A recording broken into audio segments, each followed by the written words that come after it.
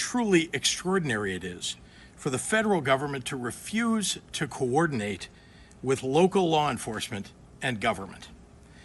Our state police regularly works with the FBI, the ATF, the DEA to go after gangs and gun runners and drug cartels. Under previous White House administrations, we regularly received notice and worked together on crime-fighting operations. This city has hosted major political conventions, flashpoint events like the NATO conference, and huge sports and entertainment coordination between all levels of government. Some, like the Democratic National Convention last year, even required a limited deployment of the Illinois National Guard for broad security purposes, including especially preventing terrorism.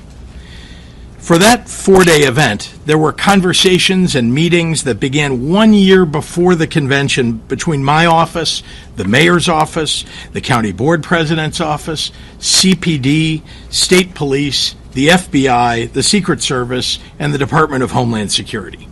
The mayor and I were briefed at the highest levels of government, and we pledged unwavering support in the effort to pull off a convention that kept attendees safe and protected the rights of all citizens to express their First Amendment rights. The convention was a true success because of that collaboration. Fighting crime requires coordination. We have experienced nothing like that over the past several days and weeks. On Saturday, the head of the Illinois State Police received a phone call from CBP's Chief Patrol Agent, Gregory Bovino, indicating that ICE would be deploying to Chicago. It's the first outreach we have received from the Trump administration on this topic. Bovino was short on details and long on rhetoric.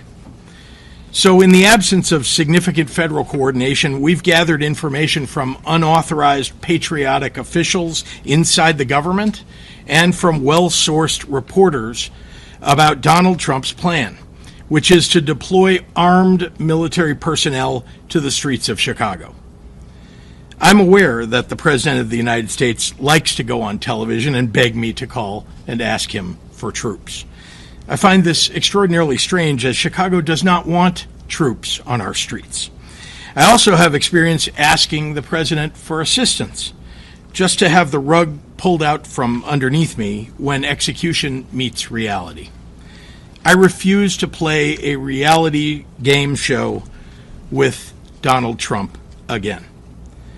What I want are the federal dollars that have been promised to Illinois and Chicago for violence prevention programs that have proven to work. That is money that Illinois taxpayers send to the federal government, and it's an insult to any and every citizen to suggest that any governor should have to beg the president of any political party for resources owed their people. I'd like to ask a question of my own, and it's one the press should be asking as well. When did we become a country where it's okay for the U.S. president to insist on national television that a state should call him to beg for anything, especially something we don't want? Have we truly lost all sense of sanity in this nation, that we treat this as normal?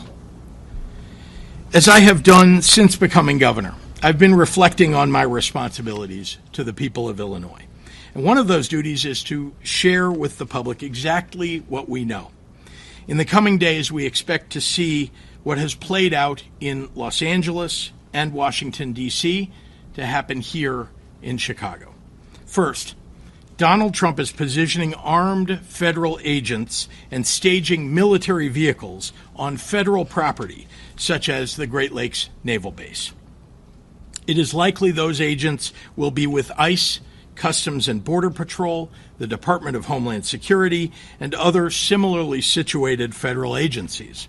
Many of these individuals are being relocated from Los Angeles for deployment in Chicago. We believe that staging that has already begun started yesterday and continues into today. Second, unidentifiable agents in unmarked vehicles with masks are planning to raid Latino communities and say they're targeting violent criminals. As we saw in Los Angeles, a very, very small percentage of the individuals they will target will be violent criminals. Instead, you're likely to see videos of them hauling away mothers and fathers, traveling to work or picking up their kids from school. Sometimes they will detain, handcuff, and haul away children. They are law-abiding individuals who pay taxes and contribute to the communities who feel safe going to work and attending mandatory immigration check-ins. In other words, they're following the law. We have reason to believe that Stephen Miller chose the month of September to come to Chicago because of celebrations around Mexican Independence Day that happen here every year. It breaks my heart to report that we have been told ICE will try and disrupt community picnics and peaceful parades. Let's be clear, the terror and cruelty is the point, not the safety of anyone living here. Third, as lawful citizens exercise their First Amendment rights, Trump and his team will be looking for any excuse to put active duty military on our streets, supposedly to protect ICE. We have reason to believe that the Trump administration has already begun staging the Texas National Guard for deployment in Illinois. I want to be very clear on this point, and I want to speak directly to the press right now. We know before anything has happened here that the Trump plan is to use any excuse to deploy armed military personnel to Chicago. If someone flings a sandwich at an ICE agent, Trump will try and go on TV and declare an emergency in Chicago. I'm imploring everyone, if and when that happens, do not take the bait. Lastly, after about 30 days or so, we believe that they will pick up all of those resources that they send here to Chicago and send them to the next city in a blue state, ignoring cities in red states with higher violent crime rates than we have. None of this is about fighting crime or making Chicago safer. None of it.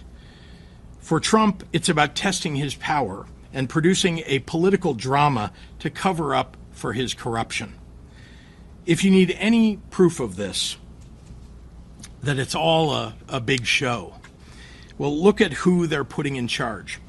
Gregory Bovino, a guy who desperately wants to be a reality TV star. He led the cruel adventures of ICE in Los Angeles, and he's been sent here to do the very same thing. Go look at his social media. He terrorizes innocent people and then posts on TikTok edits of himself. Apparently, this is a Trump administration norm, because the last time we saw staged major ICE raids in Chicago, they sent Dr. Phil here to embed with the agents so he could get views and likes for his social media. When Bovino pulled these stunts in LA, people got hurt. 2 innocent people died trying to flee his masked agents. ICE opened fire on a vehicle without dangerous provocation. They detained a disabled 15-year-old, drew their guns on him. They have ripped mothers away from their babies and handcuffed 10-year-olds. In Washington, they pulled over firefighters headed to fight an actual wildfire and detained 2 of the firefighters on duty in that effort. And they want to bring all of that to Chicago.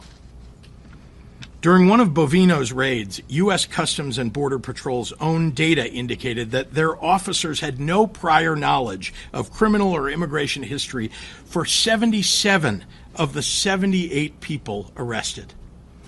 Again, this is not about crime.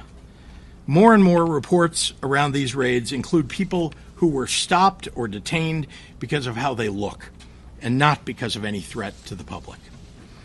If any of this was about dealing with the complexities of a broken immigration system, then Trump would have had the Congress Trump Republicans control write and pass a comprehensive immigration bill. Not only has that not happened, there is no talk of any such effort on the horizon. I know how Donald Trump thinks because I've been governor during both of his terms. He has surrounded himself with groveling yes men who are too weak to restrain his most violent and unhinged impulses, or who share those impulses. As a governor who cares about the well-being of my people, I can't live in a fantasy land where I pretend Trump is not tearing this country apart for personal greed and power. I have to deal in facts, and here they are. Crime is down in Chicago. Murders are down by almost 50% in the last 4 years. Shootings are down 57%. Robberies down 34%. Burglaries down 21%. Motor vehicle thefts down 26%. One violent crime is too many, and we have more work to do. But we have made important progress on safety that Trump is now jeopardizing. Just during the last week, I've been in neighborhoods across Chicago, from Bronzeville to South Shore to Chatham to Little Village. The president's absurd characterizations do not match what is happening on the ground here. He has no idea what he's talking about. There is no emergency that warrants deployment of troops. He is insulting the people of Chicago by calling our home a hellhole. And anyone who takes his word at face value is insulting Chicagoans too. Crime is a reality that we all take seriously, me especially. I've held the hands of grieving mothers who have lost their kids to gun violence. I've been in consistent contact with law enforcement and managed our state through some of its toughest moments. That has informed our comprehensive, evidence-based approach to crime, hiring more police officers and giving them more funding, gun and drug and gang interdiction, investing in community violence intervention, mental health supports, more substance use treatment. Those programs have shown real progress. Then you know what happened? Donald Trump and his Republican allies in Congress cut those programs because they are unserious people who seem to know nothing about fighting crime. We are ready to fight troop deployments in court, and we will do everything possible to ensure that agents operating inside the confines of this state do so in a legal and ethical manner. To Chicagoans, what you can do is look out for your communities and your neighbors. Know your rights. Film things that you see happening in your neighborhoods and your streets and share them with the news media. Authoritarians thrive on your silence. Be loud for America. To everyone listening, but most especially to the press, I refuse to pretend that any of this is normal. I refuse to concede that the abject cruelty that we're seeing play out with the execution of Trump and Stephen Miller's policies are okay or justified. I refuse to fall into the pundit trap that demands we sacrifice vital constitutional rights if it's being done in the fake guise of fighting crime. Because, as I said 6 months ago in my State of the State address, any rational person who has spent even the most minimal amount of time studying human history has to ask themselves on one important question. Once they get the citizens of this nation comfortable with the current atrocities committed under the color of law, what comes next? Now I'd like to turn the podium over to the mayor of the city of Chicago, Brandon Johnson. Thank you, Governor. Thank you, Governor. Good afternoon, everyone. Good afternoon. Thank you, President Preckwinkle, Lieutenant Governor Stratton, for being here, and our Attorney General Raoul, and to the members of the press. Today we stand here united as the state of Illinois, Cook County, and the city of Chicago to send a very clear message. We do not want or need military occupation in our city. We do not want or need militarized immigration enforcement in our city. We have been clear on that, and we will continue to take every single measure that we can to protect our people from these threats. However, I also want to be clear about this. There are measures that the federal government can take right now to help continue to drive down violence and crime in our city. We need the federal government to stop the endless flow of guns into our state and into our city. Chicago police officers have taken more than 24,000 guns, illegal guns, off the streets of Chicago since I've taken office. Over 24,000 illegal guns taken off the streets of Chicago since I've been in office. They have worked hard every single day to make our city safer, and they've made historic progress. However, we will never be able to end gun violence in Chicago as long as the president continues to allow tens of thousands of guns to be trafficked into our state and our city. The vast majority of guns do not come from Chicago. They are not made in Cook County. They are not bought in the state of Illinois. These guns come from red states. They are coming from Indiana. They are coming from Mississippi. They are coming from Louisiana. And that is the harsh reality, whether Republicans like it or not. Occupying our city will do nothing to solve this problem. No matter how much work we do or how hard we work, whether it's expanding our Detectives Bureau, investing in community violence intervention, and addressing the root causes of crime, none of it will ever be enough until the president decides to end the mass trafficking of guns in our city.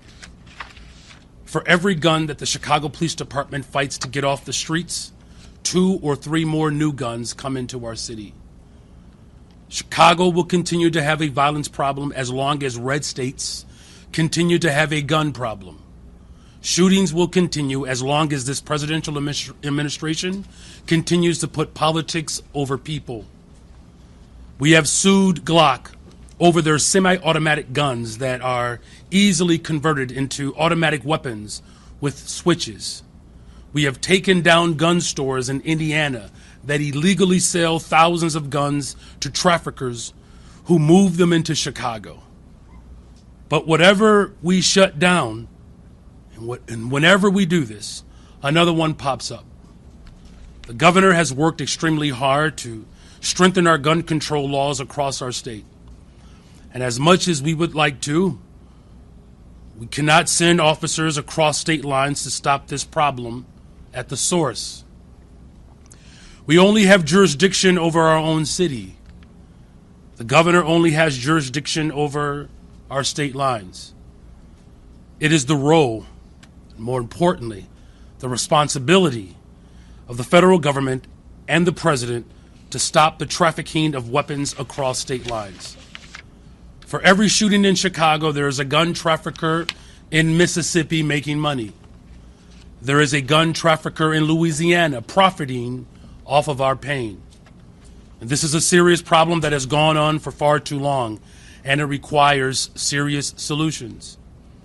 We wrote a letter to President Biden after a mass shooting in Chicago 2 years ago, asking for more resources to stop gun violence in our city by deploying federal agents to hold these gun traffickers accountable. President Biden responded with more resources and stronger enforcement, and that alone had a significant impact on gun violence in our city. We need President Trump to do the same.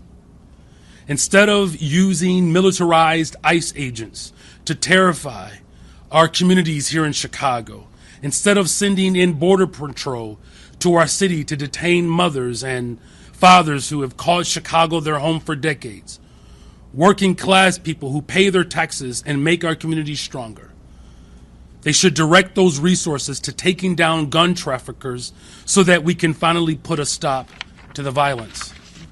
If the Chicago Police Department had a fighting chance, we could end gun violence in Chicago. But as long as this president allows hundreds of thousands of guns to come into our city, we will always be fighting an uphill battle. And so our call to the president and to his fellow Republicans who want to weaponize the tragedy of gun violence, the Republicans who want to use the pain of families who have lost loved ones to shootings, and who want to use our city as a punching bag. Our response is that they should get their own house in order before they say anything about the city of Chicago. We have done tremendous work with the Bureau of Alcohol, Tobacco, Firearms, and Explosives, ATF in Chicago. On August 4th, ATF worked with the Chicago Police Department to take 171 guns off the streets in just one action. They took 64 machine gun switches. These are devices that turn guns into automatic weapons, and they are almost always found on the scene of mass shootings in our city. These guns are linked to shootings and homicides in Chicago going all the way back to 2017, including the killing of a 14-year-old boy. So my question is, why did Trump cut $468 million from ATF's budget in his nasty signature bill? Why did he cut funding for the agency responsible for getting guns off our streets by almost 30%? Why did he cut 1,465 positions from an agency that is so critical to reducing gun violence? They cut funding from the agency that is actually stopping gun traffickers so they could increase funding for ICE and Border Patrol. I'm going to repeat that again so that it sinks in. Trump gutted the agency that actually catches gun traffickers just so that he could hand money to ICE and Border Patrol. This president doesn't care about gun violence. He just wants his own secret police force that will do publicity stunts whenever his poll numbers are sinking, whenever his jobs report shows a stagnating economy, whenever he needs another distraction from his failures. That's what this is about. The Trump administration continues to try to use the real pain and loss of gun violence victims as a pretext for expanding his own power. Unfortunately, even some elected officials in our city and state have parroted these lies. But here's the truth. Donald Trump is the last person in America who cares about families on the south and west side of Chicago, those who are dealing with violence on a regular basis. He's the last person. The thought doesn't even cross his mind. If he did, he wouldn't have cut $800 million from violence prevention organizations. These are funds that would have gone towards organizations on the south and west side who are on the front lines driving down gun violence. He wouldn't have cut $468 million from ATF. He wouldn't be sending ICE and Border Patrols to Chicago. He would be sending ATF agents to Mississippi. He would be sending these agents to Indiana. He's worried about the wrong border. We don't have an immigration crisis in Chicago. We have a gun crisis, and the president could care less about the real solutions. In closing, violence in Chicago is not because we have too many immigrants. It's because we have too many guns. So our message to Trump continues to be the same. Stop posting truth socials. Stop making statements. Stop threatening to send troops or ICE. Stop defunding our communities. Just do your job and end the trafficking of guns into our city. And thank you. With that, we'll turn the podium over to the Cook County Board President, Tony Preckwinkle.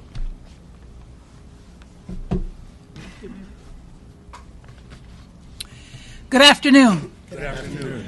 I want to thank all of you for being here today. Thank you, Governor Pritzker, Lieutenant Governor Stratton, Mayor Johnson, Attorney General Raoul, for standing in solidarity with the people of Illinois, Cook County, and Chicago. 4 years ago, leaders from the county, the state, and the city formed the Government Alliance for Safe Communities to collaboratively confront the gun violence crisis. This alliance works to maximize the impact of public funding, build cross-sector partnerships, and support organizations working on the ground to reduce violence. Together, we've made historic investments in community safety. Over the last 3 years, Cook County alone has invested over $100 million in community violence intervention and other evidence-backed violence prevention strategies. We will soon launch a new capacity-building network to provide training and technical assistance to strengthen organizations and maximize their impact in communities. Our government partners at the state and city level have also invested at unprecedented levels. Why do I bring this up? Because it's working. In Cook County, we've seen a 35% drop in gun homicides from this time last year and a 45% drop in gun homicides from 2021. I'm going to say that again.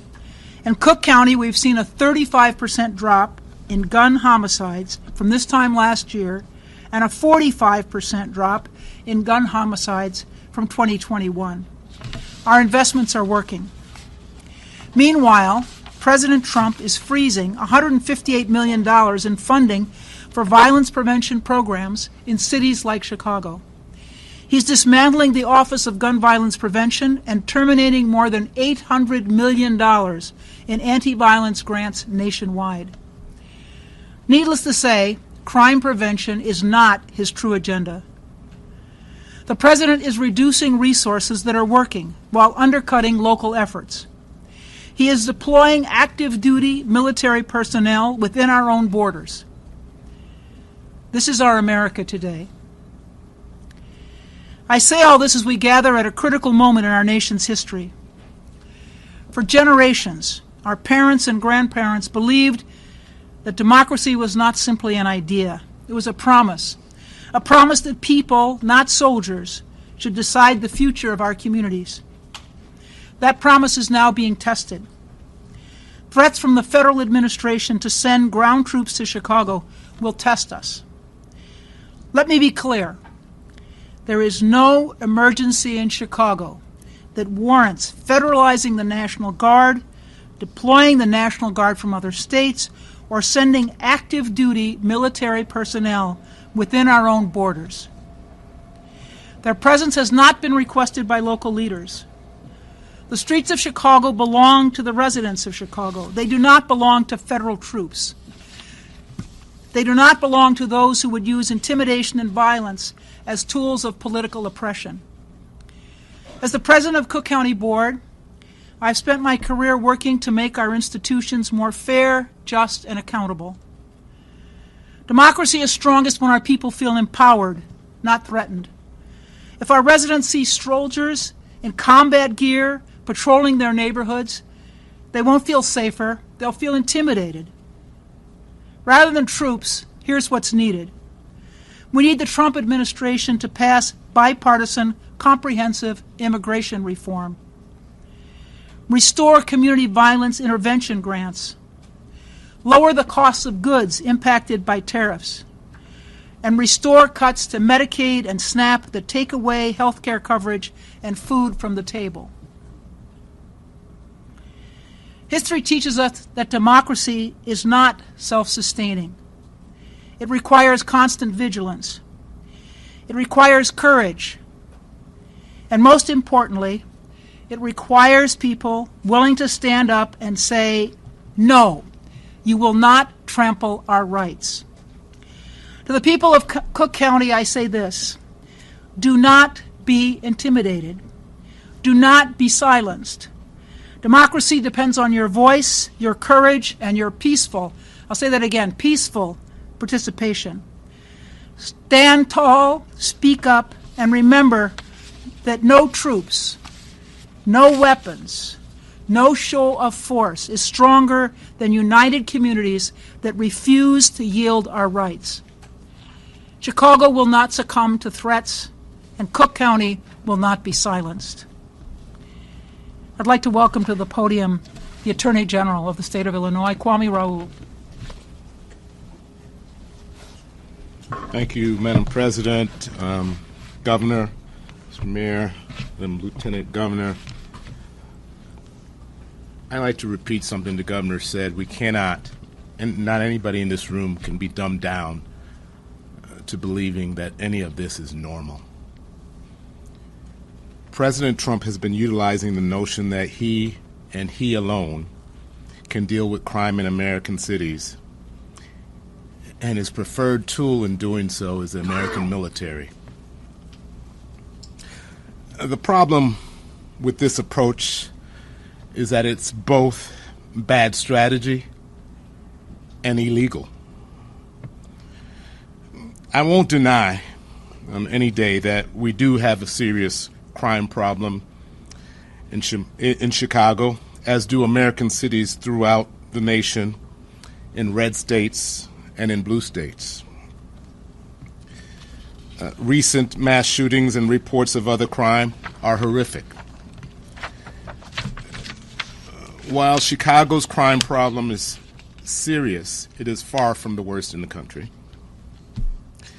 President Trump's approach of using the military is bad strategy because the National Guard is not trained to do local crime fighting.